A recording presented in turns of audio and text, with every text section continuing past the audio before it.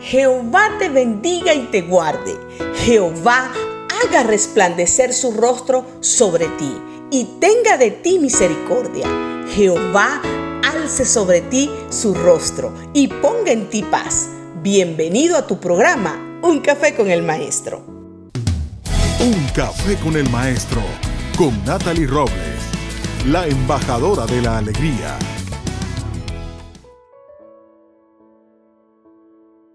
¿Sabía usted que el problema de la tentación no es que sea un pecado? No, sino que el pecado es ceder a la tentación.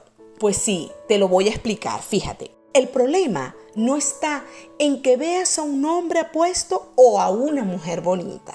El pecado está en desearla o desearlo. El pecado no es ver un dulce de chocolate. El pecado es comerte ese dulce de chocolate si eres diabético o estás enfermo, porque sabes que te hace daño. La Biblia nos muestra que Jesús fue tentado en todo. Esto lo puedes ubicar en Hebreos en el capítulo 4, versículo 15. Pero ¿sabes algo? Él no pecó. Por eso la tentación no es pecado. El pecado es ceder a la tentación. Bueno, hoy deseo hablarte de cómo vencer la tentación. Y lo primero que tenemos que hacer es definir qué es la tentación. La tentación es un fuerte deseo o un placer inmediato que tendrá consecuencias negativas a largo plazo. También es la seducción de hacer algo que nos va a causar daño. Por eso quiero que pienses un momento en esas cosas por las que usted ha sido tentado. Por ejemplo, fui tentado a fumar nuevamente, al alcohol, a las drogas, a comer algo que sabemos que nos hace daño, a criticar, a juzgar a ciertas y determinadas personas, a estar con alguien o llamar a esa persona que sabemos que existe el peligro de involucrarnos sexualmente. Tentados a ver lo que no debemos ver ni a tocar lo que no debemos tocar, a seducir solo por un placer de conquistar a esa persona y sabemos que no la vamos a tomar en serio. Y como consecuencia, ¿qué va a pasar? Bueno, vamos a destruir su corazón. Tentados a lo que sea. ¿Sabe por qué, mis amados? Porque cada quien debe conocer su área débil. Inclusive, tentados a dejar a Dios. Fíjate lo que nos dice el libro de Santiago en su capítulo 1, versículo 13. Cuando alguno es tentado, no diga que es tentado de parte de Dios. Porque Dios no puede ser tentado por el mal, ni Él tienta a nadie. Amén. Entonces, Dios no nos tienta, pero Dios sí nos lleva al lugar de la tentación. Y esto te lo voy a mostrar claramente en la vida de Jesús. En Mateo, en el libro de Mateo, en el capítulo 4, versículo 1, dice lo siguiente. Entonces, Jesús fue llevado por el Espíritu Santo al desierto para ser tentado por el diablo. Amén. Fíjense, el tentador es el diablo, pero el que nos lleva al lugar de la tentación es el Espíritu Santo. En otra ocasión, vemos cómo Dios le da permiso al diablo a tentar y a que pueda accesar sin tocar el alma de Job. También vemos cómo Dios da permiso al diablo a que nos tiente y lo vamos a ver cuando Jesús le dice a sus discípulos en el libro de Lucas, en su capítulo 22, versículo 31. Fíjate lo que nos dice. Simón, Simón, he aquí, Satanás os ha pedido a cada uno de ustedes para zarandearnos como si fueran trigo. Amén. La intención de Dios no es que nosotros cedamos o caigamos a la tentación. No, Señor. Su propósito, mis amados, al permitir que esto suceda, es que revelemos lo que hay en nuestro corazón para que nos libremos de todo esto que está dentro de nuestro interior y nos afecta para el propósito de nuestra vida. En el libro de Deuteronomios, en el capítulo 8 y su versículo 2 dice: recuerda que durante 40 años el Señor tu Dios te llevó por todo el camino al desierto y te humilló y te puso a prueba para conocer lo que había en tu corazón y ver si cumplirías o no sus mandamientos. Amén. Por eso, En nuestro momento de oración, mis amados, ahí en la intimidad con Dios, en tu cuarto de oración, en privado, debemos incluir de ahora en adelante esa frase que la vemos en la oración base del Padre Nuestro. No nos dejes caer en tentación o no nos metas en el lugar de la tentación. Pero ¿esto qué significa? ¿Cuál es el propósito de esa palabra? Analicemos. Lo que tenemos que ver es que nos tenemos que tomar unos minutos y le preguntemos a Dios lo siguiente: ¿por qué es necesario, Padre, que yo vaya al lugar de la tentación? ¿Qué ves en mí, Padre, que tiene que ser confrontado? ¿Ves cómo cambian las cosas? Porque es preferible, mis amados, que esas luchas de nuestro interior sean confrontadas en el secreto con Dios y no tener que pasar por las manos o el ataque de Satanás, o sea, el enemigo. Cuando Jesús le dijo a Pedro que Satanás le había pedido permiso para zarandearlos como el trigo a todos ellos, en ese momento Pedro le debió haber preguntado a Jesús: Jesús, Maestro, ¿qué ves en mí, Señor? ¿Por qué yo tengo que pasar por esa prueba? Pero no, en vez de Pedro hacer esto, mira lo que le dijo. En el libro de Lucas, en el capítulo 22, en el versículo 33, le dice: Señor, estoy dispuesto a ir contigo tanto a la cárcel como a la muerte. Amén. Entonces, ¿qué vemos? Vemos que Pedro era un tipo sobrado, impulsivo. Ese temperamento de Pedro debía ser confrontado más adelante para ser restituido. Pero mira lo que le responde el Señor Jesús inmediatamente. En el mismo Lucas, en el capítulo 22, en el versículo siguiente, en el 34, dice: Pedro, te digo que hoy mismo, antes de que cante el gallo, 3 veces negarás que me conoces. Amén. Pedro pudo haber sido tentado a negar a Jesús, pero su falta de oración y por su temperamento iracundo, impulsivo, le cedió a la tentación. Muy importante. Para ilustrarte mejor lo que es la tentación, yo deseo hacerlo con la primera historia de tentación del mundo. Y esta fue con Eva, la amada Eva. Bueno, Eva pecó porque fue tentada. ¿Se recuerdan? En el jardín del Edén. En cambio, Adán pecó por tonto. Disculpe, pero fue así. Fíjense, Eva fue tentada a lo que la fruta prohibida ofrecía. Mira lo que nos dice en la Biblia, el libro de Génesis, en el capítulo 3, en su versículo 6. La mujer vio que el fruto del árbol era bueno para comer y que tenía buen aspecto y era deseable para adquirir sabiduría. Así que tomó de su fruto y comió. Luego dio a su esposo y también él comió. Amén. Todo se inició con la vista. Luego vino la acción, o sea, tomó de su fruto y comió. Aquí no vemos a Eva seduciendo a Adán a comer el fruto. En principio, Adán no pecó. Tampoco vemos que la sabiduría del fruto lo tentara, ¿verdad que no? Bueno, Adán comió porque él le hizo caso a su mujer, un mandilón. Dios mío, pero ¿por qué a mí no me tocó un Adán? ¡Qué tonto este Adán! Entonces, Adán, como muchos hombres, no hizo nada. Solo comió y le obedeció a Eva. O sea, Eva fue tentada a pecar. Adán pecó por bruto. Analicemos. Primero, ¿quién puso la fruta prohibida en el huerto? Dios, ya que Él puso el árbol, ¿verdad? En el Edén. Eso nos muestra que Él no es el tentador, pero a veces permite y aún pone delante de nosotros la tentación. Segundo, ¿con qué propósito Dios puso semejante tentación al frente? Semejante hombre o mujer en el camino.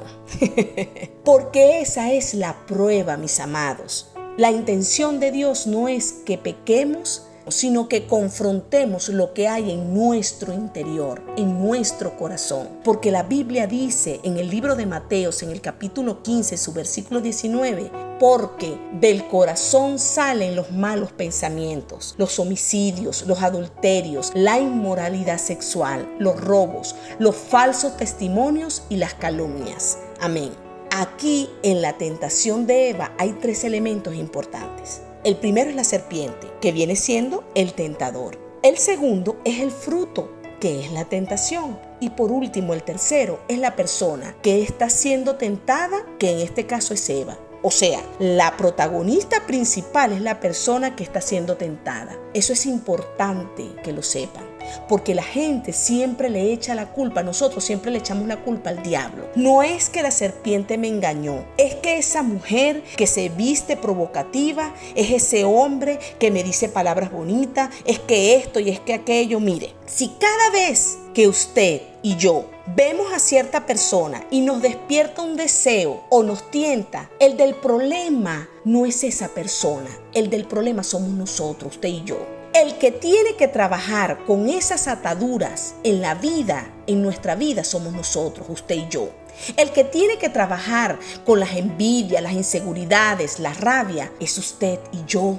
Este es el problema de ciertas iglesias legalistas religiosas. Le dan duro a la fruta. Uy, esas mujeres que entran todas bonitas y provocativas, vestidas de tal manera. Esos que van al cine, esos que hacen esto y aquello, en fin. Y lo que tenemos que hacer es trabajar con el corazón de las personas. Y a eso Jesús lo llama discipular. Porque la iglesia, mis amados, es un hospital de gente rota, de gente herida, donde hay que sanar y no exponer las debilidades. Hay que hacer sanación, liberación, renovar la mente. Repito, el problema no es el fruto, el problema es lo que hay en el corazón de nosotros. En el libro de Tito, en su capítulo 1, versículo 15, nos dice: para los puros todo es puro, pero para los corruptos e incrédulos no hay nada puro. Al contrario, tienen corrompidas la mente y la conciencia. Amén. ¿Se dan cuenta? Cuando usted es puro, usted ya no es mal pensado. Ya usted no ve las cosas de manera sucia, porque su corazón ya ha sido limpiado. Porque no se trata de salir del mundo, no señor. Se trata de sacar el mundo que está en nosotros. De nada sirve, mis amados, sacar la música, los programas, los teléfonos, en fin, si no sacamos eso que está en nuestro interior, en nuestro corazón. Mira este ejemplo que me encantó muchísimo, lo escuché de un pastor. Fíjense, había una vez un padre que él quería que su hijo fuera un santo, que viviera en santidad. Y lo tuvo encerrado, apartado del mundo por 15 años. Pero este joven, cuando cumplió los 15 años, el padre lo lleva a conocer el mundo, lo lleva a hacer un tour, porque pensó que él ya estaba inmune del pecado. Y le dice, cuando están por el mundo: mira hijo, mira este bus, mira este tren, mira este TV, mira este celular. Y mientras ellos iban pasando mujeres. Y el muchacho le dice: papá, ¿y qué es eso? Tranquilo hijo, no veas eso, eso es el diablo. Le preguntaba el hijo, ¿no? Y mira que este es el Capitolio, esta es la universidad, esta es la plaza. En fin, cuando llegaron a su casa, se sientan a comer y empiezan a hablar con la mamá, con la hermana, y le dice el papá al hijo: hijo, ¿qué fue lo que más te gustó del paseo del mundo? Papá, lo que más me encantó fue el diablo. Bueno, exactamente esto es lo que pasa con los legalistas religiosos. Lo que más se les prohíbe es lo que más les gusta y hacen. Entonces, ¿qué vamos a hacer? ¿Vamos a huir del pecado o ser libres de la tentación? Huir de la tentación es buen camino al comienzo para no ceder a ella. Eso fue lo que hizo José exactamente con la esposa de Potifar. Mira lo que nos dice en el libro de Génesis, en el capítulo 39, en su versículo 10. Y por más que ella lo acosaba día tras día para que se acostara con ella, le hiciera compañía, José se mantuvo firme en su rechazo. Amén. ¿Qué estaba haciendo José? Huyendo de la tentación. Por eso, en 1 Corintios 6, en su capítulo 18, nos dice: huyan del pecado sexual. En 2 Timoteo 2:22 nos dice: huye de lo que estimule las pasiones de la juventud. Amén. Entonces, el problema no es ni Blancanieves ni Sofía Vergara, mijo, ni George Clooney ni Batman, no. El problema es lo que ellas o ellos despiertan en nosotros, bien sea deseo sexual o envidia, crítica, lo que sea.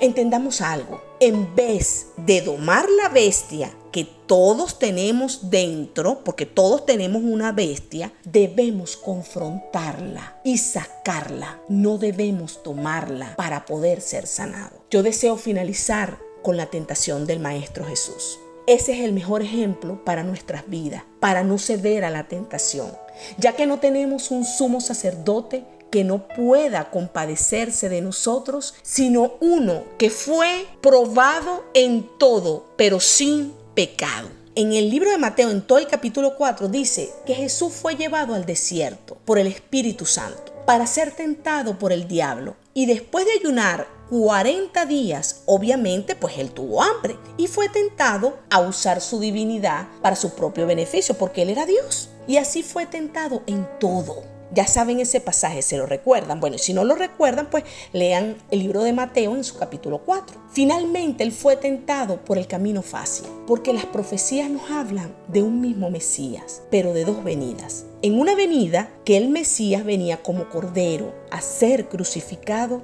e ir a la cruz. Y la otra profecía nos habla de la venida del Rey glorioso. Por eso Satanás le dice a Jesús que él no tenía que ir a la cruz, sino lo que tenía que hacer es llegar a Jerusalén como una estrella de Hollywood. Es decir, Satanás le decía a Jesús: si eres hijo de Dios, salta del pináculo del templo y la gente dirá: ¡wow! Este es el Mesías. ¿Se dan cuenta? ¿Cómo vencer la tentación? Bueno, necesito que te apoderes y creas fielmente en las promesas de Dios para tu vida. Por eso es que es importante la intimidad con el Maestro Jesús, con Dios, con su Santo Espíritu, que lo aceptes en tu vida y sepas que Cristo ya venció todo en la cruz por nosotros. Por eso la palabra de Dios en Juan 19:30 dice: consumado es.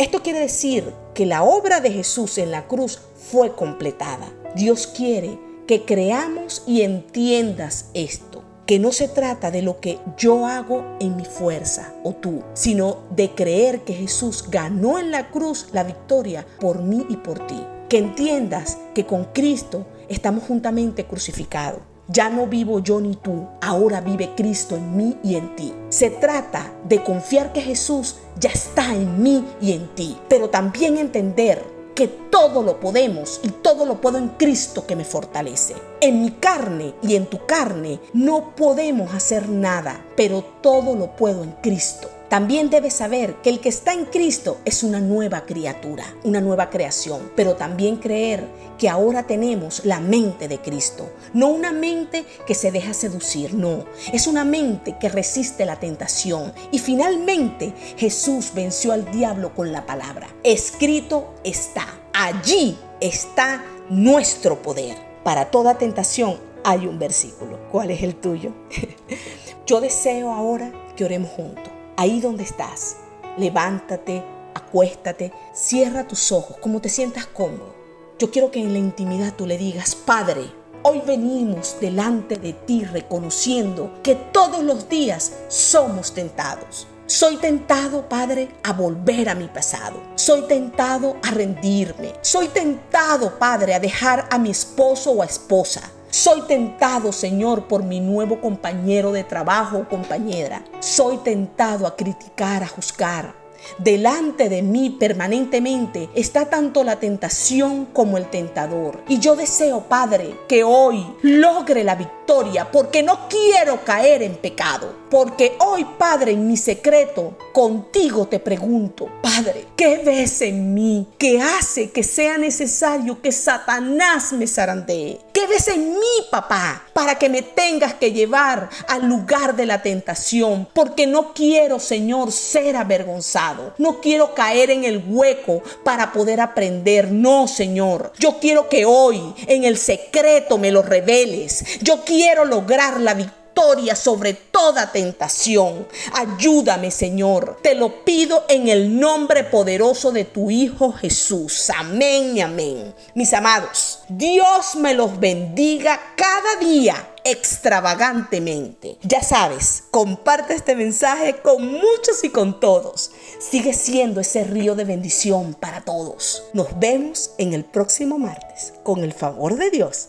Hasta la próxima sonrisa. Un café con el maestro, con Natalie Robles. la embajadora de la alegría. Síguenos en Instagram.